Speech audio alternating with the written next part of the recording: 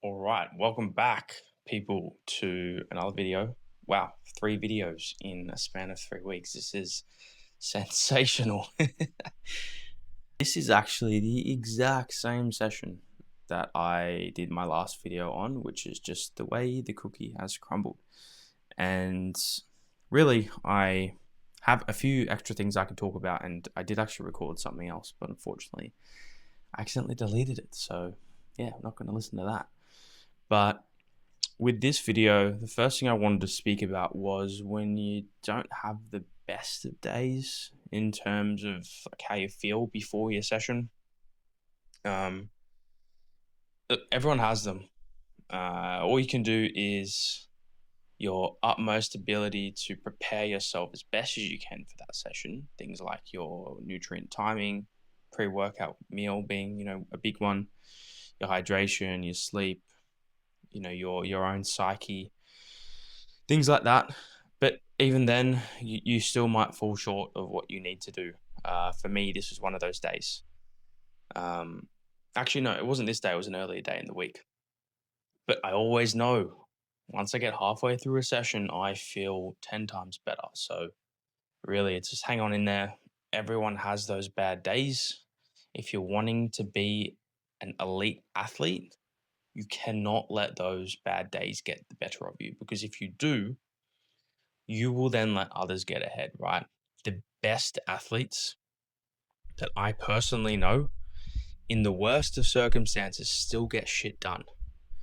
They don't let it get the better of them. They, focus on the bigger rocks. And then when they have more time and they have more mental headspace for whatever reason, they can then amplify those 1%ers that make an amateur to intermediate athlete to that advanced athlete, right? They're already doing those foundational components really, really well. They're now moving into those 1%ers to find that extra a little bit of spice. And I think at the top, those 1%ers are actually, relatively speaking, more valuable, right? Those last maybe 5-10% that you're trying to gain out of your total potential career is far harder, however, far more rewarding per 1% than a bigger rock, especially when you're at that top level.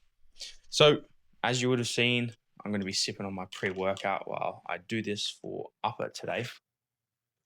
As you have seen, single arm dumbbell bridge curl, and then into my overhead extensions. I absolutely fucking love my overhead extension. I'm even really loving my dumbbell single arm bridge curl, but I might swap it out just because of a time issue. So these sessions are pretty long. So if I could do a bilateral bicep movement instead, that would just save me a bit of time. But they've served their purpose. I progressed well. And so you can always, an exercise isn't just necessarily elbow flexion or hip extension. That, yes, that's what's happening mechanically or biomechanically, but it can be looked at more than that.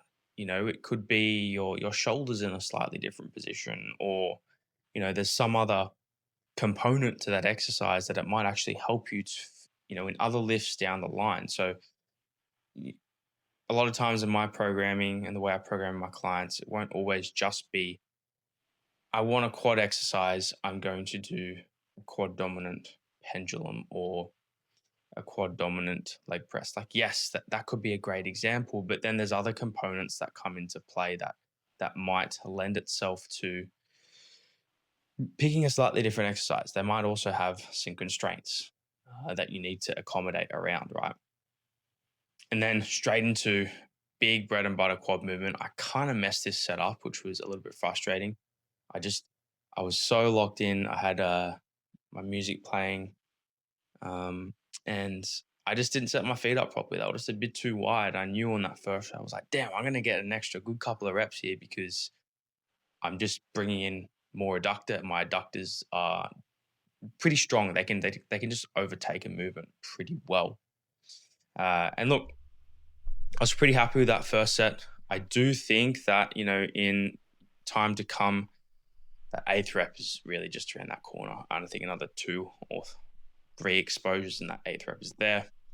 They made a nice progression here on my back off set, which is about 30 kilos in load difference. I believe I added a 2.5, and I think I lost a rep. However, I would say execution was far better. I was much more cognizant of keeping my heel down, and that just got a lot more quad, or at least it felt like it, and it felt like it made it significantly harder.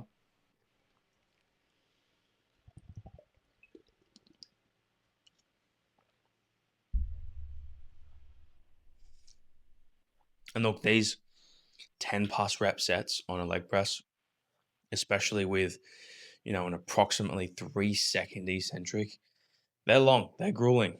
But man, I love this shit. This is part of the reason why I wanted to do this is, you've got to go there sometimes. You've got to really test the boundaries. And those higher rep sets is what can distinguish a really good athlete from a not so good athlete. Are they able to maintain composure when, sets really get hard? And me even looking back at that set, I go, man, maybe I think there was another rep there, or just how that speed of the repetition moved. Yeah, I'm in a really great spot with respects to training intensity, but every week I'm pretty much saying that. And then every week I'm going in knowing I have to improve given what I saw on video last time. And this is where maybe I just get a spot and just have someone there, just give me that, an extra 5-10% confidence that I can move the next rep. And then, I'll go for it and most likely surprise myself in the actual moment. But upon reflection, probably would have said, no, man, you had that. So, and then I move on to my adductors. Like I mentioned in my previous video, most of these exercises are selected and prioritized in a way to prioritize quads and adductors from the front. From the side, my hamstring and quad is in a really good spot. I do feel, if you were to ask me, do your hamstrings recover faster than the quads? I'd probably say yes, for me personally. Or they at least are progressing faster. So maybe they're just responding. Maybe recovery is a different story, but they just seem to, get stronger a little bit quicker than maybe my quads, for example. And, you can also see that maybe on from a growth visual perspective. I've been stuck on this same load on here on the leg extension for a bit, and it's just about tapping away. It's not like I'm not getting a adequate stimulus for each of these sets. I'm definitely in the 0 to 1 RIR threshold. We'll be able to assess that on this set here too. But it'll just be a matter of waiting, being patient, maintaining execution. I said to Brandon, man, the repetitions didn't move up, but damn, this week, that last rep just felt that bit easier. I knew I didn't have another full rep in me, but that last rep just felt a touch easier. And that's a good win, just to recognize that. And I was definitely pretty smoked after this session too. And then moving on to my beautiful back extensions, I am thinking I'm going to say goodbye to these for my next meso. I did do a low drop and a real intentional technique shift. So you'll see that I'm really making sure that that dumbbell head or even my fists are pretty much over that front support. And I'm thinking of, in particular, swapping it out for a belt squat RDL. Similar movement, not the same. Potentially, a little bit more fatiguing, maybe. I will try it and see what I think. I think I'll definitely get a bit more erector as it's being loaded more in the lengthened position. And I still think I'll be able to sink a lot of that stimulus into my hamstrings, and there'll be glute in there, absolutely, for sure. But it just becomes easier. I don't have to take dumbbells from one end of the gym to the other.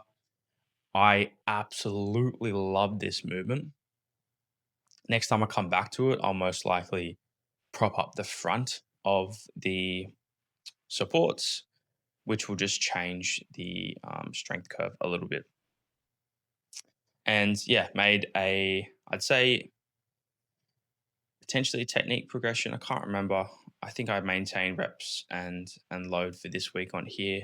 But again, just making sure those dumbbells are over or in front, or my fists are pretty much over those white supports there to make sure that I'm keeping that load in the same position. And man, my hamstrings are still sore 2 days later. So they definitely tear them up. That's for sure.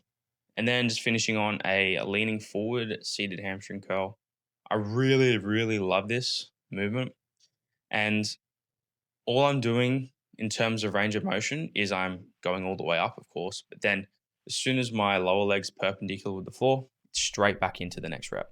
I'm a little bit less concerned about getting completely short. I just tend to find it gets me out of position a little bit, and a bit even more apparent if I was seated back. Especially with trying to maintain a relative hip and rib cage position. If we're getting extension, where we're getting thoracic extension, we're probably going to encourage lumbar extension too. Or even if we're trying to maintain thoracic extension, sometimes it's really hard to maintain your lumbar position as well. But overall, super productive session. I believe that's week 4 or week 3 of this meso. So man, shit moves so fast. But very productive. Very happy with how my legs are looking. I am looking forward to a diet phase in the near future, but I'm just going to keep honing away, maintaining this body weight, still making reasonable progression. It's not like you need to force them with body weight, but you can use that as a tool. It's one of the tools in the toolbox, especially if body composition is in a good place. But I'm happy with how the physique's looking. I might even pop up a little physique update on here too from my check-in on Friday. But all in all, good week. I had one not so great day. It doesn't happen often, but the other thing as well is when you don't have those great days, don't just sit and sulk in it. Try and figure out what you can do differently next time. And for me, I need a list. Every day I write down exactly what I need to do and I cross that shit off. I don't know what it is. It just grounds me. It gives me direction, purpose. If I don't do that, if I don't have breakfast at the right time, don't get up and stay off my phone for long enough in the morning, stuff just doesn't move. All right. So you got to learn yourself and be a scientist, not only in the gym, but outside the gym as well. So hopefully there was some form of value there for someone today. And I will actually be in Brisbane next week for the WMBF Brisbane show, which is awesome. And then Melbourne in a couple of weeks after that. But we've got all our shows happening in Australia, which is so good. Bodybuilding's back. And just hoping everyone brings, the conditioning standard, right? As we call it, BK conditioning, clinically shredded. So hopefully everyone is happy with their packages, and I'm looking forward to getting out to the shows and just watching bodybuilding again. All right, people, let's see if we can keep this train up. Oh, no, you know what? I'm going to use positive words. We're going to keep this train up of uploading on YouTube. I far more enjoy it than, say, uploading quick and short reels on Instagram, as you can just provide more value, be a bit more personal. All right, peace. Have a great day. It's Anzac Day here, so thank you for everyone that serves, past and present. All right, see you guys.